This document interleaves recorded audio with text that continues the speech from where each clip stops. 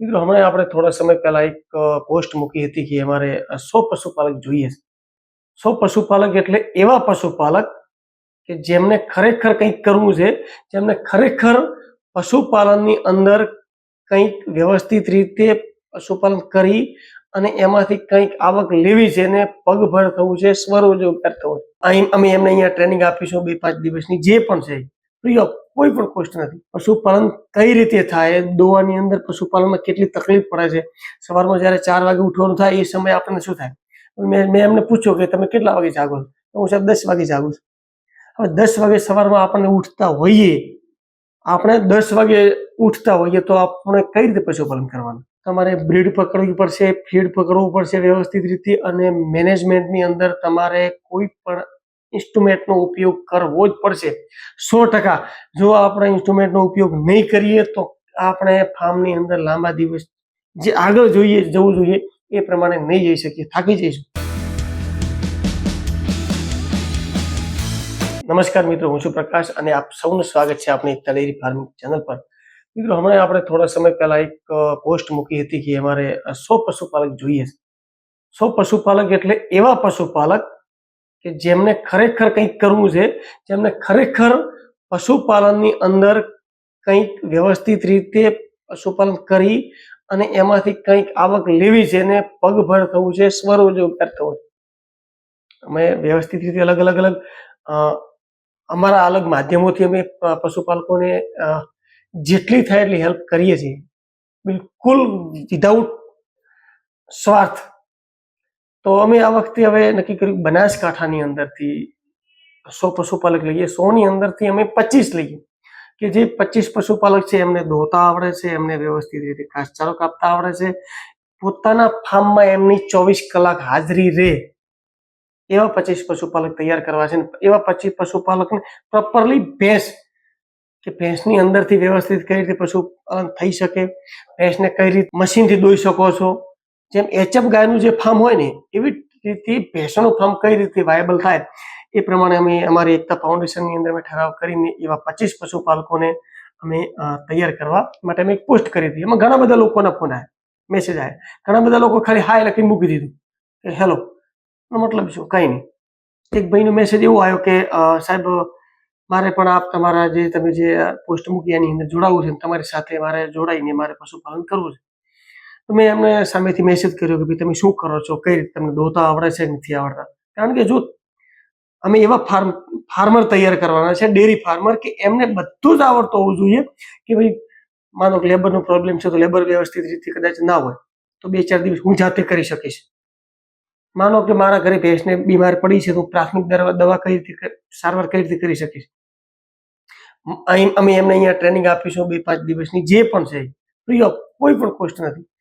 એ પ્રમાણે અમારે આખા ફાર્મર તૈયાર કરવા છે. એના એ 25 જે ફાર્મર છે એના ઉપરથી અમારા આગળ દર વર્ષે અમે અલગ ફાર્મરોનું વધતા જઈશું કે ભાઈ કેટલા ફાર્મર આપણી સાથે જોડાય. આમ તો ઘણા બધા ફાર્મર અમારી સાથે જોડાયેલા છે, પરંતુ પ્રેક્ટિકલી અને એક વ્યવસ્થિત રીતે વૈજ્ઞાનિક ઢબે પશુપાલન કરતા થાય કે ઓછા પશુ સારું દૂધ ભરાવે, ઓછા ખર્ચ અને વધુ દૂધ ભરાવે એવા પશુપાલકો અમારે તૈયાર કરવા છે. શરૂઆત 25 થી કરવાની છે, આગળ 500 બી થઈ શકશે અને 5000 પશુપાલકો પણ આપણી સાથે જોડાઈ શકશે. અત્યારે ઘણા બધા પશુપાલકો સારી રીતે પોતાનું ફાર્મ ચલાવી રહ્યા છે. તો એમાં એક ભાઈનો મને મેસેજ એવો આવ્યો કે સાહેબ હું સ્ટડી કરું છું અને મારે હવે પશુપાલનમાં રસ છે. સાહેબ તમે સ્ટડી કરો છો, પશુપાલનમાં રસ એટલે કઈ રીતે રાખી શકો? તમને વ્યવસ્થિત રીતે સવારમાં ઉઠી નથી શકતા, વ્યવસ્થિત રીતે તમને દોતા નથી આવડતો, પશુપાલન કઈ રીતે થાય, દોવાની અંદર પશુપાલનમાં કેટલી તકલીફ પડે છે, સવારમાં જ્યારે 4 વાગે ઉઠવાનું થાય એ સમયે આપણને શું થાય. મેં એમને પૂછ્યું કે તમે કેટલા વાગે જાગો છો? હું સાહેબ 10 વાગે જાગું છું.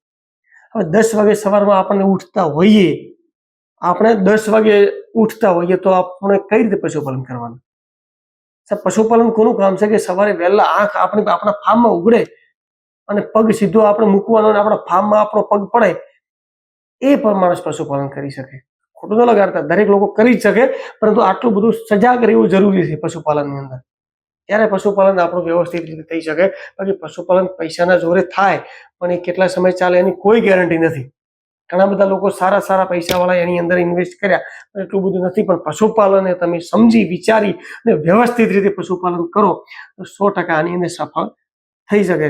એટલા માટે અમે એક પોસ્ટ બહાર પાડી હતી. એ પોસ્ટ ઉપર હું ફરીથી આવું છું કે અમારે 25 પશુપાલક એવા ડેરી ફાર્મ તૈયાર કરવાના છે. અમે એમને ફાઇનાન્શિયલી કે ભાઈ એમને શું તકલીફ છે, એમને ફાઇનાન્શિયલની અંદર દાખલા તરીકે હેલ્પની જરૂર હોય તો બેંક થ્રુ અમે એમને વાત કરાવીશું. બેંકમાં પણ એમને ફાઇનાન્શિયલની જે પ્રમાણે મળતર હશે સબસિડીની એમને વ્યવસ્થિત રીતે તૈયાર કરીશું કે ભાઈ આ જગ્યાએ આની અંદરથી તમે લઈ શકો છો. ફીડ ઘરે બનાવતા શીખે, બ્રીડિંગ પોતે ઘરે જાતે તૈયાર કરતા શીખે. એટલે એની તાલીમ બિલકુલ લે ન લે ડઝન્ટ મેટર, પણ એમને નોલેજ તો હોવી જોઈએ એકચ્યુઅલી કે મારી પાસે જે ભેંસો છે એ કઈ છે, કેટલા લીટરની છે, હું કયું બીજદાન મુકાવીશ, હું આવનાર મારું બચ્ચું છે એ કેવું હશે, એની અંદર મારે કેવું છે, એની ઇનબ્રીડિંગ નહીં થાય, એ બધી વ્યવસ્થિત રીતે અમે એમને તાલીમ આપીશું. અને પછી એમને વ્યવસ્થિત રીતે કે ભાઈ એમને મશીન ઉપર દોવા માટે સેટ કરવી હોય તો કઈ રીતે કરવી. બધા લોકોને મગજમાં એવું છે, ભ્રમ છે કે મશીન ઉપર દોવા જઈએ એટલે મશીનમાં તકલીફ થાય, આ થાય ના થાય. તો એચએફ ગાયને કંઈ થતું નથી. ઘણા બધા લોકો અલગ અલગ જગ્યાએ ભેંસોથી મોટા મોટા ફાર્મવાળા દોતા હોય, એમને કોઈ તકલીફ પડતી નથી. આપણને કઈ રીતે પડશે? હું પહેલા જ દિવસથી કહું છું, તમારે બ્રીડ પકડવી પડશે, ફીડ પકડવું પડશે વ્યવસ્થિત રીતે, અને મેનેજમેન્ટની અંદર તમારે કોઈ પણ ઇન્સ્ટ્રુમેન્ટનો ઉપયોગ કરવો જ પડશે 100%. જો આપણે ઇન્સ્ટ્રુમેન્ટનો ઉપયોગ નહીં કરીએ તો આપણે ફાર્મની અંદર લાંબા દિવસ જે આગળ જવું જોઈએ એ પ્રમાણે નહીં જઈ શકીએ, થાકી જઈશું. તો એવા ફાર્મર અમારે તૈયાર કરવા છે. તો ઘણા બધા લોકોના મોટા ભાગે નામ આવી ગયા છે. અને તમારે પણ કદાચ બનાસકાંઠામાં રહેતા હો અને ભેંસો ઉપર ખાસ ભેંસો ઉપર કામ કરવું હોય તો તમે આપેલ નંબર ઉપર કોન્ટેક્ટ કરી શકો છો, સંસ્થાએ આવી શકો છો. આગલા મહિનાની અંદર શોર્ટ ટાઈમમાં ધીમે ધીમે એમને ફાર્મરને બેઝિકથી લઈ અને પોતાનું ફાર્મ કઈ રીતે વ્યવસ્થિત રીતે એસ્ટાબ્લિશ કરવું એ પ્રમાણે બધી આપણે એમને ટ્રેનિંગ આપીશું અને વ્યવસ્થિત રીતે ફાર્મર આગળ જાય અને એમને જોઈને બીજા સારા પશુપાલકો કઈ રીતે આ બિઝનેસમાં આવે એવી ટાઈપનું આપણે આખું માળખું તૈયાર કરવાનું છે. બસ. તો મિત્રો, તમે બધા જ લોકો વિડીયો જોવો છો અને વિડીયો ઉપરથી તમે વ્યવસ્થિત રીતે તમને કોઈ વ્યવસ્થિત નોલેજ, સારું નોલેજ અને ઉપયોગી નોલેજ મળતું હોય તો કોમેન્ટ કરી અને ફક્ત એક કોમેન્ટ કરી અને જણાવશો કે હા, અમે તમારા વિડીયોથી ખરેખર ખુશ છીએ, અમે તમારા વિડીયોથી અમને કંઈક નોલેજ મળે છે. તો જેથી કરી અને અમને પણ એવું થાય કે હા, વિડીયો ઉપયોગી થાય છે, આપણે વધારે વિડીયો ઇન્ફોર્મેટિવ બનાવવા જોઈએ. બાકી તો બસ વધારે કંઈ કેવું નથી. ધન્યવાદ.